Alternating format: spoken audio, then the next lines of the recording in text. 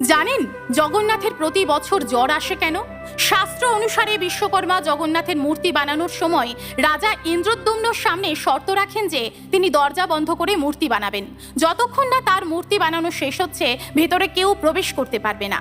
তার কাজ শেষ হওয়ার আগেই দরজা খুলে গেলে তিনি মূর্তি বানানো ছেড়ে দেবেন। এমনই একদিন কোনো আওয়াজ শুনতে না পেয়ে রাজা অধীর হয়ে পড়লেন। ভাবেন বিশ্বকর্মা নিশ্চয়ই মূর্তি গড়ার কাজ ফেলে রেখে চলে গেছে। এই ভেবে রাজা দরজা খুললে শর্ত অনুযায়ী বিশ্বকর্মা সেখান থেকে অন্তর্ধান হয়ে যান। তখন জগন্নাথ বলরাম সুভদ্রার মূর্তি অসম্পূর্ণই ছিল। তাই দেখে রাজা বিলাপ করতে শুরু করলে নারদ রাজাকে দর্শন দিয়ে 108টি ঘটের জলে তার অভিষেক করার আদেশ দেন।